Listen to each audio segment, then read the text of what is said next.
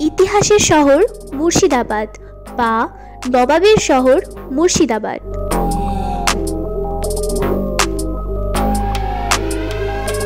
বাড়ির কাছে হওয়া সত্ত্বেও মুর্শিদাবাদকে এত কাছ থেকে কখনো দেখার সুযোগ হয়ে ওঠেনি। তাই ভাবলাম চলো এই শীতের মরশুমে তাহলে একবার ঘুরেই আসা যাক। আমার বাড়ি যেহেতু বীরভূম জেলার রামপুরহাট শহরে, তাই আমরা সকাল সকাল স্টেশন চলে এসেছি এবং আমাদের ট্রেন ছিল 8:55 আজিমগঞ্জ লোকাল। আর আমাদের ট্রেনের টিকিট লেগেছিল মাথাপিছু 20 টাকা করে। আমি যতটা পেরেছি এই ভিডিওর মাধ্যমে সমস্ত তথ্যটা তুলে ধরার চেষ্টা করেছি। তোমরা পুরো ভিডিওটা স্কিপ না করে লাস্ট অবধি দেখতে থাকো, আশা করি ভালো লাগবে। তো এখন আমরা আজিমগঞ্জ সিটিতে নেমে গেছি। এরপর আমরা ফেরিঘাট হয়ে জিয়াগঞ্জে নামবো। ফেরিঘাটে আমাদের টিকিট লেগেছিল মাথাপিছু 5 টাকা করে। তো জিয়াগঞ্জ থেকে আমরা একটা টেকার করে নিয়েছিলাম, যেটি আমাদের হাজারদুয়ারির সামনেই নামিয়েছিল। সেখানে আমাদের ভাড়া লেগেছিল মাথাপিছু 25 টাকা করে। এখন আমরা হাজারদুয়ারির ভেতর ঢুকে গেছি আর আমাদের টিকিট লেগেছিল মাথাপিছু 20 টাকা করে। যেহেতু এটি ইতিহাসের শহর, তাই প্রত্যেকটি কোনায় কোনায় লুকিয়ে রয়েছে ইতিহাস। তারই মধ্যে ব্রিটিশ যুগে বাংলার এক বৈশিষ্ট্যপূর্ণ ঐতিহাসিক নিদর্শন হলো হাজারদুয়ারি। 17শো শতাব্দী থেকে ইংরেজ শাসনের আগে পর্যন্ত বাংলা, বিহার ও উড়িষ্যার রাজধানী ছিল এই মুর্শিদাবাদ শহর। সেই সময় এখানকার নবাব হুমায়ুন শাহ ইউরোপীয় স্থপতি দিয়ে এই প্রাসাদটি বানান। এই প্রাসাদটির 3 তলায় ছিল বেগম ও নবাবদের থাকার ঘর, 2 তলায় ছিল দরবার হল, পাঠাগার ও অতিথিশালা এবং 1 তলায় ছিল নানা অফিস ঘর ও গাড়ি রাখার জায়গা। কিন্তু বর্তমানে পুরোটাই এখন মিউজিয়াম। ভেতরে তো একদম ফটো তোলা নিষিদ্ধ, যার জন্য তোমাদের সাথে কিছুই শেয়ার করতে পারলাম না। তখনকার দিনে নবাবদের ব্যবহৃত সমস্ত জিনিস আজও অক্ষত অবস্থায় সেই মিউজিয়ামে রয়েছে। কি কি রয়েছে তা দেখার জন্য তোমাদের একবার হলেও এখানে আসতে হবে। আর সামনে যেটা দেখতে পাচ্ছ সেটাকে বলা হয় ইমামবাড়া। এটি কেবলমাত্র মহরমের সময় 7 দিন খোলা থাকে, বাকি দিনগুলো কিন্তু বন্ধই থাকে। এখন যেটা দেখতে পাচ্ছ সেটিকে বলা হয় বাচ্চাওয়ালি তোপ বা বাচ্চাওয়ালি কামান। শোনা যায় এই কামানটি একবারই চালানো হয়েছিল এবং সেটি চালানোর ফলে ওই গ্রামের আশেপাশের যত গর্ভবতী মহিলারা ছিলেন তাদের গর্ভপাত হয়ে গেছিল, যার জন্য একে বাচ্চাওয়ালি তোপ বা বাচ্চাওয়ালি কামান বলা হয়ে থাকে। তোমরা এখানে প্রত্যেকটা জায়গা ঘুরে দেখার জন্য ঘোড়া গাড়ি বা টোটো রিজার্ভ করে নিতে পারো। আমরা এখানে টোটোটাই বেছে নিয়েছিলাম।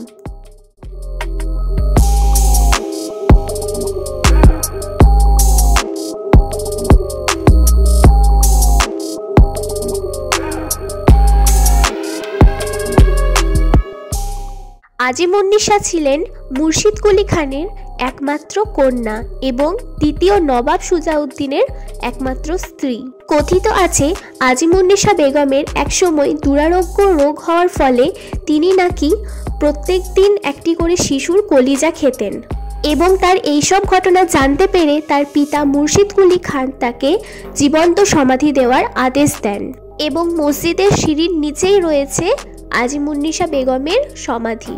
তিনি মনে করতেন পুণ্যবান মানুষের পায়ের স্পর্শে তার পাপ দূর হবে এবং তিনি মুক্তি লাভ করবেন।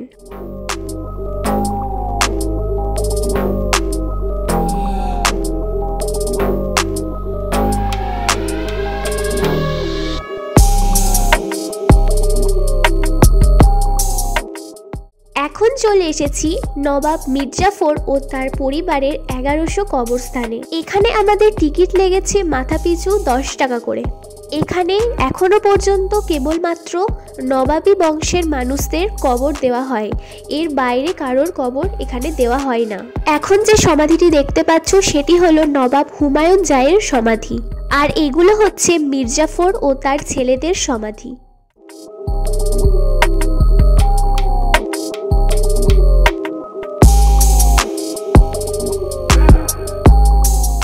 বাইরে যতগুলো সমাধি দেখতে পাচ্ছ সেগুলো সব পুরুষদের সমাধি, আর ঘরের ভিতর যে সমাধিগুলো দেখতে পাচ্ছ সেগুলো সব মহিলাদের সমাধি।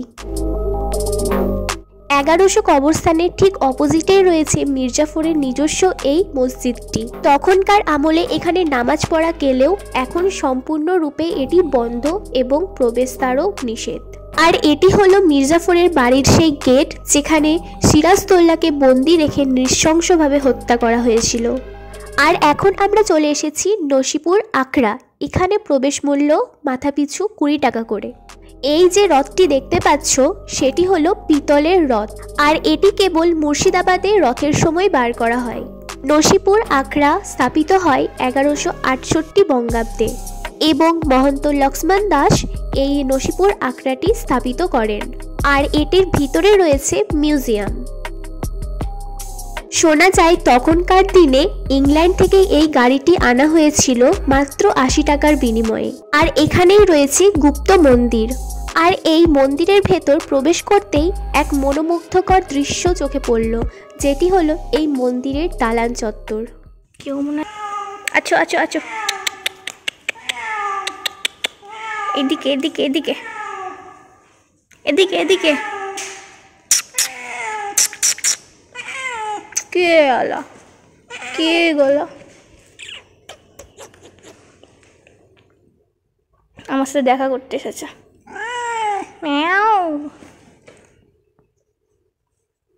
তুই পাহারা দিচ্ছিস? এই পাহারা দিচ্ছিস?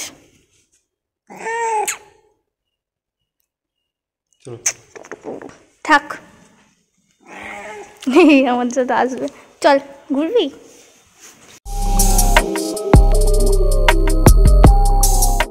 এখন আমরা চলে এসেছি নসিপুর রাজবাড়ি। এর ভিতরে রয়েছে ছোটখাটো একটা মিউজিয়াম, যেখানে অবশ্যই কোনো ক্যামেরা অ্যালাউ নেই। আর এখানে আমাদের প্রবেশ মূল্য লেগেছে মাথাপিছু 20 টাকা করে।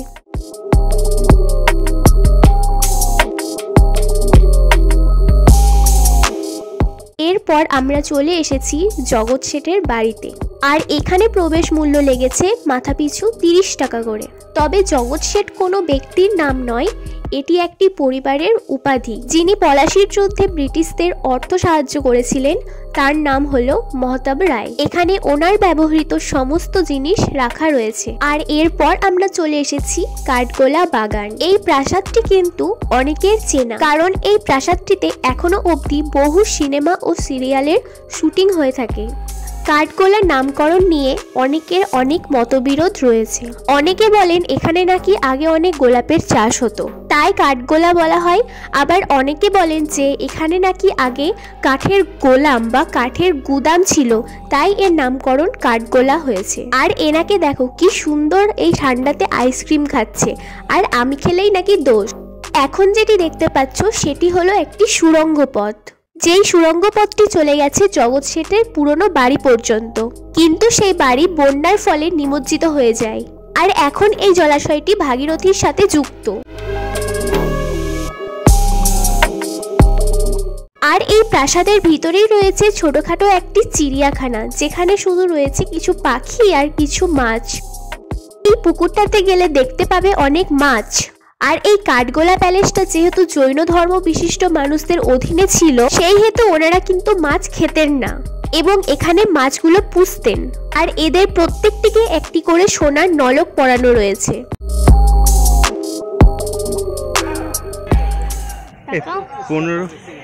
15 টাকা করে বলছে পার হেড করে। চলো করি কিছু নেই, তাহলে পায়ের একটা এক্সারসাইজ হবে। পায়ের এক্সারসাইজ করা দরকার নেই, সাইকেল চালাবে। কিছু বলো। আর এটি হচ্ছে জৈন ধর্মের আদিনাথ দেবজির মন্দির। আর এই মন্দিরের পাশেই রয়েছে অসংখ্য ফুলের গাছ।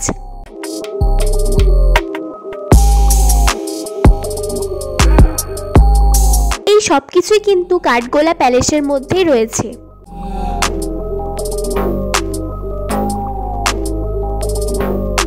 এত কথার মাঝে বলতে ভুলেই গেছিলাম, আমাদের এখানে মাথাপিছু 30 টাকা করে প্রবেশ মূল্য লেগেছে।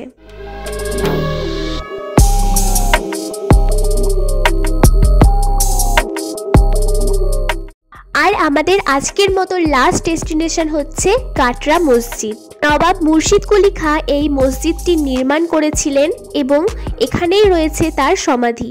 কাটরা কথার অর্থ হলো বাজার, আর এখানেই নাকি তখনকার দিনে বাজার বসতো, তাই এর নামকরণ করা হয়েছিল কাটরা মসজিদ। আর দেখতেই পাচ্ছ এই মসজিদটি বিশাল আকার জায়গা জুড়ে অবস্থিত, আর এখানে তখনকার আমলে একসঙ্গে 2000 জন নামাজ পড়তে পারত।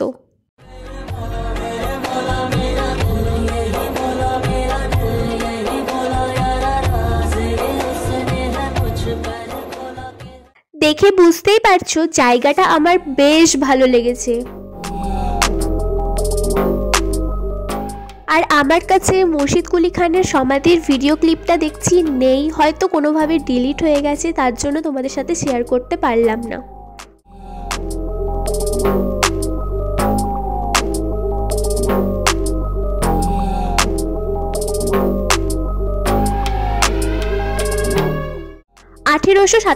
সালের ভূমিকম্পের কারণে মসজিদটির ক্ষতিগ্রস্ত হয়, ধসে গিয়েছে ছাদ এবং গম্বুজের একাংশ।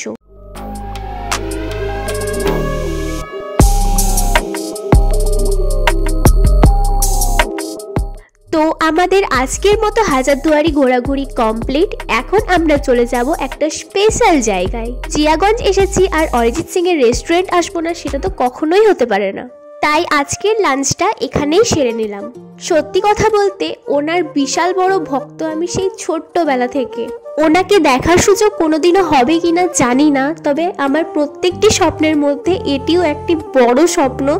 বাড়ির যে এত কাছে হওয়া সত্ত্বেও কোনোদিনও আসতে পারিনি, আর আজও যে এখানে আসবো সেটাও কোনো প্ল্যানিংয়ে ছিল না, কারণ আমরা ভেবেছিলাম আমাদের হাতে বোধহয় কোনো সময় থাকবে না, কিন্তু হুট করে যে আমরা চলে আসতে পেরেছি এটা ভেবেই আমার বেশ ভালো লাগছে। আর এখানকার খাবার দাবার ছিল একদমই ঘরোয়া খাবারের মতোই, আর একদমই রিজনেবল প্রাইসে। আর এখানে আমার সব থেকে বেশি যেটা ভালো লাগলো সেটা হলো এখন তোমরা যেখানেই যাও যাই কেন সব কিছুতেই জিএসটি, বাট এখানে কিন্তু কোনো রকমের জিএসটি নেই। আর রাইসের কোয়ান্টিটি দেখে বুঝতেই পারছো যে কতটা পরিমাণে রাইস দিয়েছে। যাই হোক, আমি তো ফুড ব্লগার নই, তাই আমি বেশি কিছু বলছি না, আমার খিদে পেটে দারুণ লেগেছিল।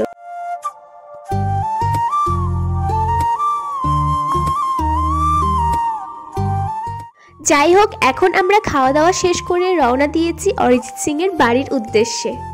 আর এটাই হচ্ছে অরিজিৎ সিং এর সেই বিখ্যাত বাড়ি। গুরুদেবের দেখা তো পেলাম না, চলো তাহলে বাড়ির বাইরে থেকেই একটা না হয় ছবি তুলে মনের শান্তি মেটাই।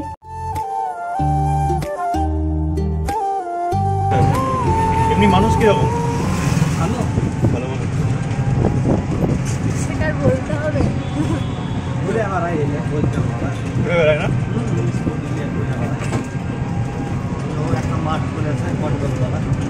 লাস্ট কবে দেখেছো? আমি কালী পুজোর সময় দেখলাম। ও, কালী পুজোর সময়। আমি টোটো কাকুটার কথাগুলো শুনছিলাম আর ভাবছিলাম এরা কতটা ভাগ্যবান, তাই না? তো চলো আজকের ভিডিওটা এখানেই এন্ড করলাম। আমার এই হাজারদুয়ারির ভিডিওটা কীরকম লাগলো তোমরা অবশ্যই আমাকে কমেন্ট করে জানাও। আর যারা এখনও আমার চ্যানেলটিকে সাবস্ক্রাইব করনি তারা অবশ্যই আমার চ্যানেলটিকে সাবস্ক্রাইব করে দিও। দেখা হচ্ছে নেক্সট কোনো ভিডিওতে, ততদিন তোমরা সবাই খুব ভালো থেকো, সুস্থ থেকো, সাবধানে থেকো। টাটা।